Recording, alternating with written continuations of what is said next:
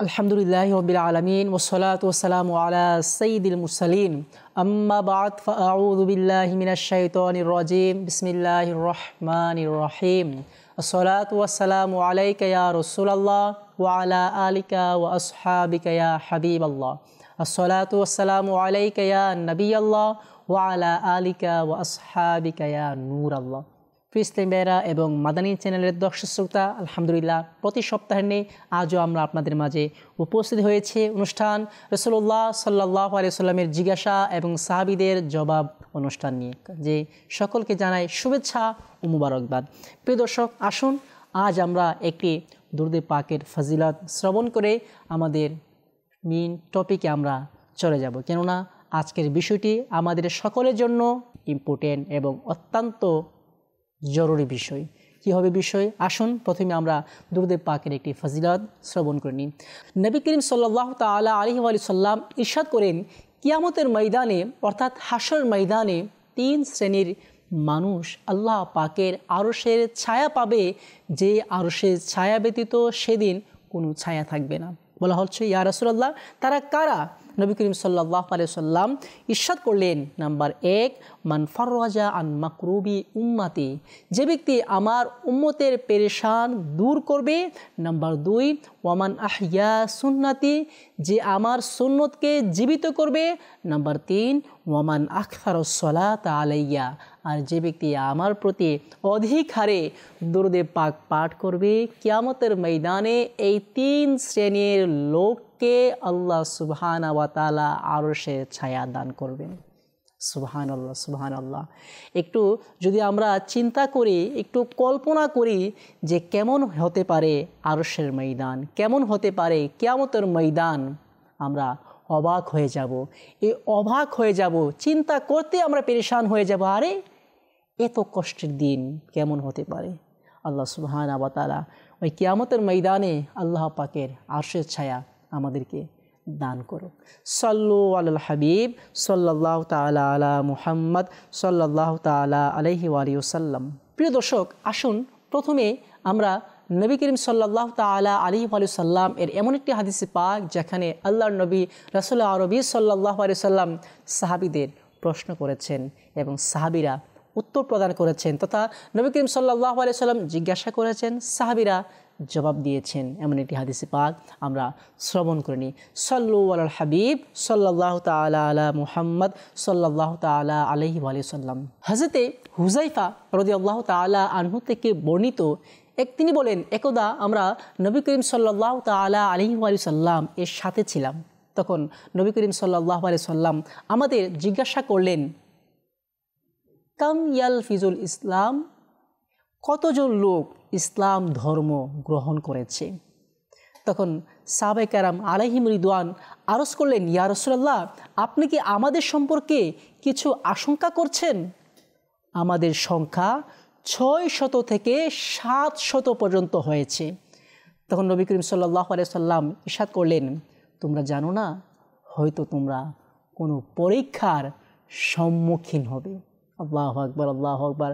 রাবি বলেন, এরপর এক সময় আসলো যে আমরা এমন পরীক্ষা ও বিপদের সম্মুখীন হই যে আমাদের কোনো লোককে ভীত সন্ত্রস্ত অবস্থায় আত্মগোপন করে নামাজ আদায় করতে হয়েছে।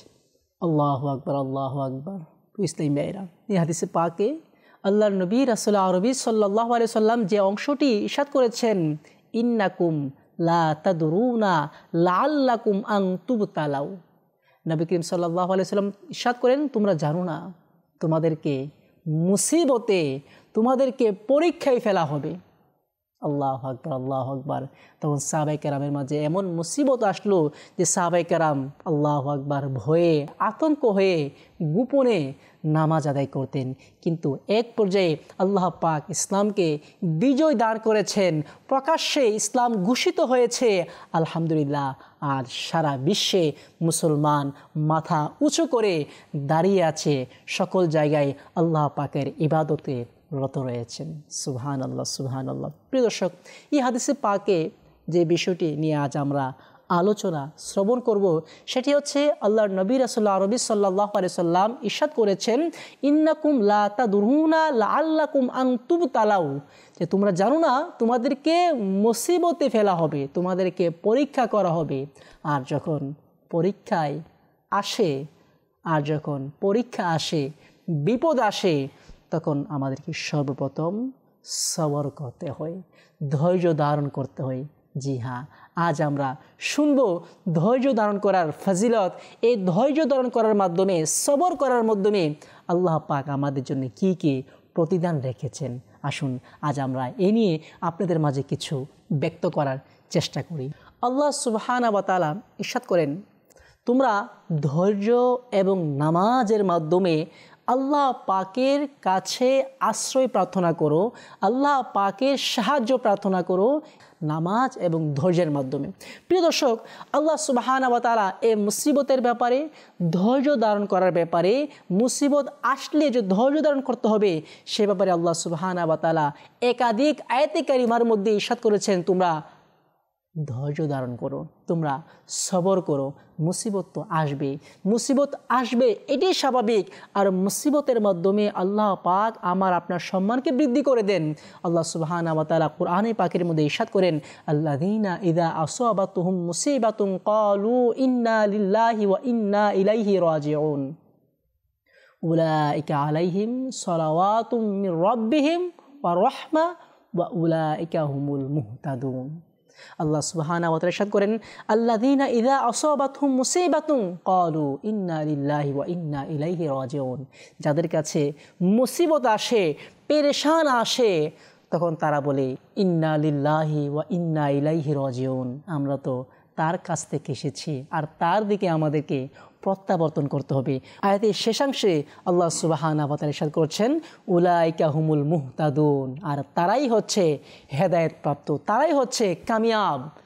কেননা মুসিবত তো আসবে। আল্লাহ পাক ইরশাদ করেন, তোমাদেরকে ভয়ের মাধ্যমে, তোমাদের ফসল ফলাদি ক্ষতির মাধ্যমে, তোমাদের জান মালের ক্ষতির মাধ্যমে আল্লাহ সুবহানাহু ওয়া তাআলা তোমাদেরকে পরীক্ষা করবেন, তোমাদের এক্সাম নেবেন। অপর অংশে আল্লাহ পাক ইরশাদ করছেন, ওয়াবাশশিরিস সাবিরিন, যারা সবর করবে, ধৈর্য ধারণ করবে, তাদের জন্য রয়েছে সুসংবাদ, তাদের জন্য রয়েছে মহা সুসংবাদ, প্রতিদান। অপর আয়াতে কারিমার মধ্যে আল্লাহ সুবহানাহু ওয়া তাআলা ইরশাদ করছেন, ইয়া আইয়ুহাল্লাযীনা আমানুসবিরু ওয়াসাবিরু ওয়ারাবিতু ওয়াত্তাকুল্লাহা লাআল্লাকুম তুফলিহুন। আল্লাহ সুবহানাহু ওয়া তাআলা ইরশাদ করছেন, হে ঈমানদারগণ, হে মুমিনগণ, তোমরা সবর করো, ধৈর্য ধারণ করো। যারা ধৈর্য ধারণ করবে, সবর করবে, আল্লাহ পাককে ভয় করবে, লাআল্লাকুম তুফলিহুন, তারা হচ্ছে সফল কাম। যেন তোমরা সফল হতে পারো, এই জন্য আল্লাহ পাককে ভয় করো, সবর করো, তোমরা নিজ স্থানে অটল থাকো। তথা সবর করার জন্য, ধৈর্য ধারণ করার জন্য আল্লাহ সুবহানাহু ওয়া তাআলা আমাদেরকে ইরশাদ করছেন, আমরা যেন ধৈর্য ধারণ করে, আমরা যেন সবর করি। আল্লাহ পাক আমাদের প্রিয় আকা মক্কি মাদানী ওয়ালি মুস্তফা হুজুরে আকরাম সাল্লাল্লাহু তাআলা আলাইহি ওয়া সাল্লামকেও সবর করার, ধৈর্য ধারণ করার নির্দেশ প্রদান করেছেন। যদিও বা রাসূল করিম সাল্লাল্লাহু আলাইহি সাল্লামের জন্য এটি আমাদের জন্য প্রযোজ্য, তথা আমাদেরকেও আল্লাহ পাক হুকুম দিচ্ছেন। আল্লাহ সুবহানাহু ওয়া তাআলা ইরশাদ করছেন, আপনি সবর করুন, আপনি ধৈর্য ধারণ করুন। যারা আপনার পূর্বে যে সকল রাসূলরা ধৈর্য ধারণ করেছে, আপনি এমনইভাবে সবর করুন, ধৈর্য ধারণ করুন। হয়তো আপনারা শুনেছেন আল্লাহ সুবহানাহু ওয়া তাআলা আদম আলাইহিস সালাতু ওয়াস সালামকে পরীক্ষা নিয়েছেন। আপনারা শুনেছেন ইব্রাহিম আলাইহিস সালাতু ওয়াস সালামকে আল্লাহ পাক পরীক্ষা নিয়েছেন। আপনারা শুনেছেন আল্লাহ সুবহানাহু ওয়া তাআলা ইউনূস আলাইহিস সালাতু ওয়াস সালাম থেকে পরীক্ষা নিয়েছেন। আপনারা শুনেছেন আল্লাহ সুবহানাহু ওয়া তাআলা ইউসুফ আলাইহিস সালাতু ওয়াস সালাম থেকে পরীক্ষা নিয়েছেন। আপনারা শুনেছেন আল্লাহ সুবহানাহু ওয়া তাআলা হযরতে নূহ আলাইহিস সালাতু ওয়াস সালাম থেকে পরীক্ষা নিয়েছেন। তথা অন্যান্য অগণিত অসংখ্য নবী রাসূল থেকে আল্লাহ সুবহানাহু ওয়া তাআলা ধৈর্যের পরীক্ষা নিয়েছেন, তাদেরকে সবর করার জন্য বলেছেন, আল্লাহ পাক নির্দেশ প্রদান করেছেন। প্রিয় ইসলামী ভাইরা, অপর আয়াতে কারিমার মধ্যে আল্লাহ সুবহানাহু ওয়া তাআলা ইরশাদ করছেন, আল্লাহ পাক ধৈর্যশীলদের সাথে আছেন। খুব ইম্পর্টেন্ট, খুব গুরুত্বপূর্ণ বিষয়। আল্লাহ পাক এখানে ইরশাদ করেছেন, ইন্নাল্লাহা মাআস সাবিরিন, আল্লাহ পাক সবরকারীদের সাথে আছেন। কিন্তু কোরআনে পাকের এমন কোন স্পষ্ট আয়াতে কারিমা নেই যে আয়াতের মধ্যে আল্লাহ পাক ইরশাদ করেছেন আমি নামাজীদের সাথে আছি, আমি হজকারীদের সাথে আছি, আমি জাকাত প্রদানকারীদের সাথে আছি, আমি এমন নেক আমলকারীদের সাথে আছি। আল্লাহ পাক কোরআনে পাকে স্পষ্টভাবে অন্য আয়াতে কারিমার মধ্যে ইরশাদ করেননি যে আমি তাদের সাথে আছি। কিন্তু যারা ধৈর্যশীল, যারা সবর করবে, আমি তাদের সাথে আছি। সুবহানাল্লাহ, খুব গুরুত্বপূর্ণ বিষয়। দেখুন এখানে আল্লাহ পাক ধৈর্যের কথা কেন বলেছেন। এখন আমি নিজে আপনাদেরকে বলছি, আপনারা সবর করবেন, বিপদ আসলে সবর করবেন, ধৈর্য ধারণ করবেন। আরে আম্বিয়া কেরামের উপর বিপদ এসেছে, তারা সবর করেছে। আউলিয়া কেরামের উপর বিপদ এসেছে, তারা সবর করেছে, ধৈর্য ধারণ করেছে। এখন আমি আপনাদেরকে সহজে বলে দিচ্ছি, যদি আমার উপর মুসিবত আসে, যদি আমার উপর পেরেশানি আসে, তখন বোঝা যায় যে আসলে বিপদে ধৈর্য ধারণ করা কত কষ্ট, সবর করা কত কষ্ট। সামান্য একটু জ্বর হলে পেরেশান হয়ে যায়, ব্যথা আর সহ্য হচ্ছে না। ভাইকে বলি, বন্ধুকে বলি, আত্মীয়স্বজনকে বলি, আরে আমার জন্য দোয়া করবে, আমি অসুস্থতায় আছে, জ্বর হয়েছে, আমার এমন সমস্যা হয়েছে, পেরেশান হয়ে যায়। সবর করার কোনো মানসিকতাই আমাদের থাকে না। এজন্য বলা হচ্ছে ইন্নাল্লাহা মা'আস সাবিরিন, যারা এই বিপদে ধৈর্য ধারণ করবে, সবর করবে, আল্লাহ পাক তাদের সাথে আছেন। খুব গুরুত্বপূর্ণ বিষয় যে যার কাছে মুসিবত আসে সে বুঝতে পারে যে আসলে মুসিবতে সবর করা, ধৈর্য ধারণ করা কত কষ্টকর। যদি আমার উপর বিপদ আসে তখন আমি বুঝতে পারি যে আসলে আমি তো বলে দিলাম সহজে, যখন আমার উপরে আসে আমি বুঝতে পারি যে বিপদে ধৈর্য ধারণ করা, সবর করা কতই না কষ্টকর, দুঃসাধ্যকর বিষয় এ সবর করা। এজন্যই তো বলা হচ্ছে যারা সবর করবে তাদের জন্য রয়েছে প্রতিদান, তাদের জন্য রয়েছে মহাপুরস্কার। ইন্নাল্লাহা মা'আস সাবিরিন, আল্লাহ পাক ধৈর্যশীলদের সাথে আছেন। ইসলাম ভাইরা, আল্লাহ সুবহানাহু ওয়া তাআলা আমাদেরকে ধৈর্য ধারণ করার তৌফিক দান করুন। আসুন এখন আমরা শুনে নিই ধৈর্য কাকে বলে, ধৈর্য ধারণ করার সংজ্ঞা কি, ডেফিনিশন কি। জি হ্যাঁ, তাফসিরে নবীর মধ্যে এসেছে ধৈর্য অর্থ হলো বাধা দেয়া, আর পরিভাষায় সফলতার আশায় বিপদে অস্থির না হওয়াকে ধৈর্য বলে। আল্লাহু আকবার, আল্লাহু আকবার। অর্থাৎ বিপদে ধৈর্য ধারণ করা, সবর করা, এটি হচ্ছে ধৈর্যের ডেফিনিশন। এই ধৈর্যের ব্যাপারে আল্লাহর নবী রাসূল আরবি হুজুর আকরাম সাল্লাল্লাহু আলাইহি সাল্লাম ইরশাদ করেন, তোমাদের অপছন্দনীয় ব্যাপারে ধৈর্য ধারণ করাতে অসংখ্য কল্যাণ রয়েছে। আল্লাহু আকবার। অপর হাদিসে পাকে এসেছে আল্লাহর নবী রাসূল আরবি হুজুর আকরাম সাল্লাল্লাহু আলাইহি সাল্লাম ইরশাদ করেন, যখন আমি আমার কোনো বান্দাকে তার শরীর, সম্পদ বা সন্তানের মাধ্যমে পরীক্ষায় লিপ্ত করব, অতঃপর সে ধৈর্য ধারণ করবে, তা সাদরে গ্রহণ করবে, তবে কিয়ামতের দিন আমার লজ্জা হবে যে আমি তার জন্য মিজান প্রতিষ্ঠা করব বা তার আমলনামা খুলব। ইসলাম ভাইরা, এই হাদিস পাকে আল্লাহ সুবহানাহু ওয়া তাআলা যারা ধৈর্যশীল বলা হচ্ছে আল্লাহ পাক লজ্জা বোধ করবেন, অর্থাৎ ইতস্ততা বোধ করবেন যে আমি তাকে মিজানের পাল্লায় আনবো, তার আমলনামার হিসাব নিব। হতে পারে আল্লাহ পাক আমাকে আপনাকে ক্ষমা করে দিবেন। কাদেরকে? যারা সবর করবে, যারা বিপদকে গ্রহণ করবে, আল্লাহ পাকের প্রতি তাওয়াক্কুল করবে, আল্লাহ পাক তাদেরকে ক্ষমা করে দিবেন। অপর হাদিসে পাকে এসেছে আল্লাহর নবী রাসূল আরবি হুজুর আকরাম সাল্লাল্লাহু আলাইহি সাল্লাম ইরশাদ করেন, আল্লাহ পাক ইরশাদ করেন, যখন আমি আমার মুমিন বান্দা থেকে তার কোনো দুনিয়াবি পছন্দনীয় বিষয়, জিনিস নিয়ে নেই, অতঃপর সে ধৈর্য ধারণ করে, তখন আমার নিকট তার প্রতিদান জান্নাত ব্যতীত আর কিছুই নয়। সুবহানাল্লাহ, সুবহানাল্লাহ। হযরতে আল্লামা মাওলানা মুফতি আহমদ ইয়ার খান নঈমি রহমাতুল্লাহি তাআলা আলাইহি এই হাদিসে পাকের আলোকে বলেন, এই হাদিসে পাক সকল প্রিয় জিনিসের ব্যাপারে প্রযোজ্য, যেমন পিতামাতা, স্ত্রী, সন্তান, এমনকি হারিয়ে যাওয়া সুস্বাস্থ্য ইত্যাদি। যে বিষয়ে ধৈর্য ধারণ করবে ইনশাআল্লাহ জান্নাত পাবে। তাই এই হাদিসে পাক অনেক বড় সুসংবাদ। সুবহানাল্লাহ, সুবহানাল্লাহ।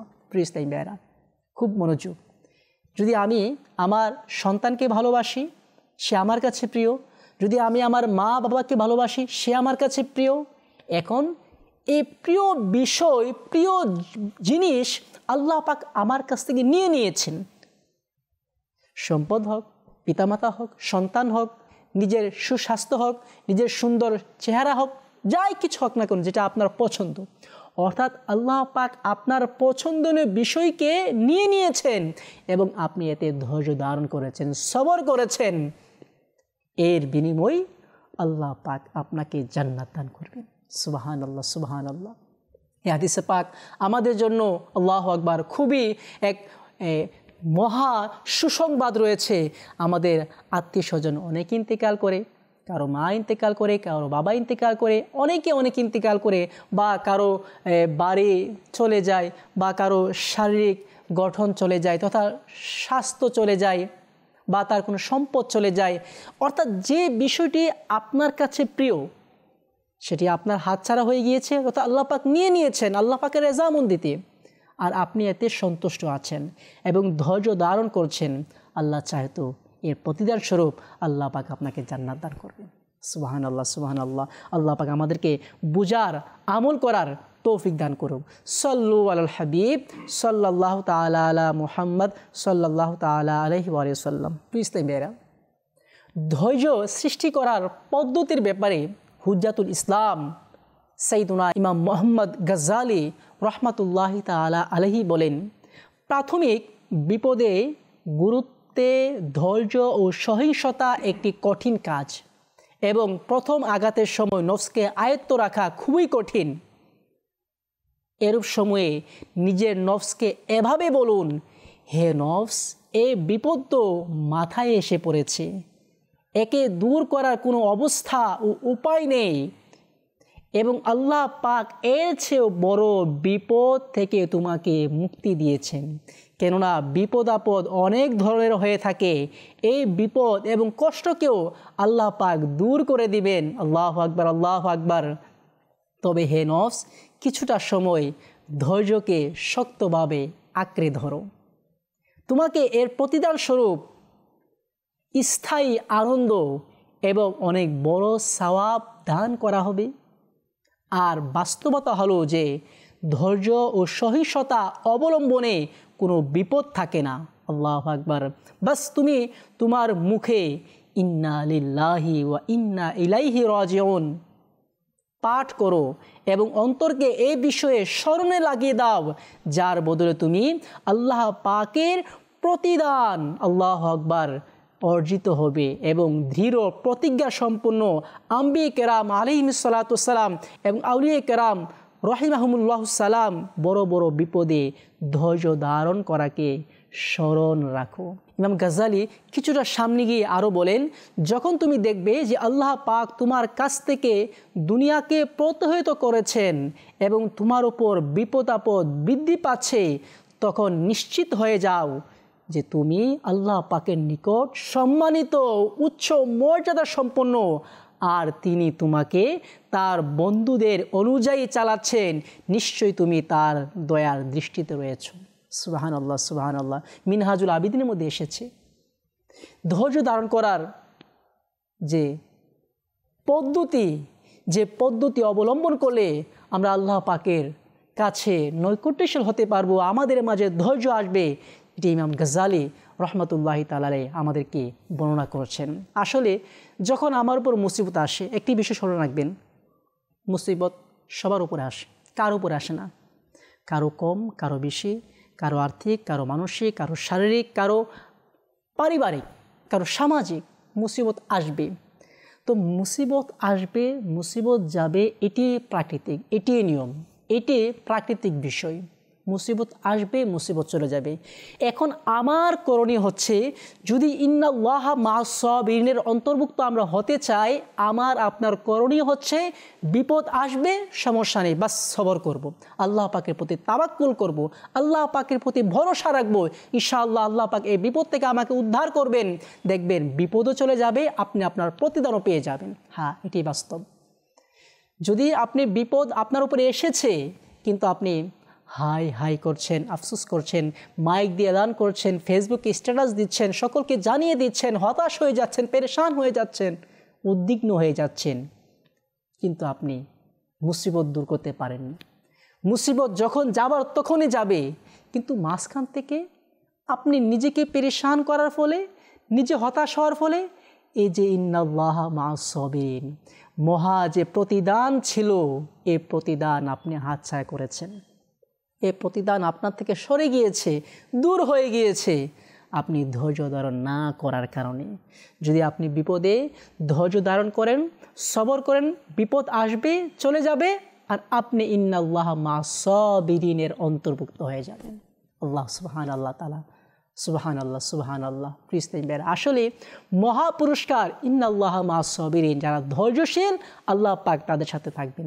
আরও একটি বিষয় আপনাদেরকে অবহিত করতে চাই, আল্লাহ পাক কোন কাজে হিকমত রেখেছেন সেটি আপনি জানি না।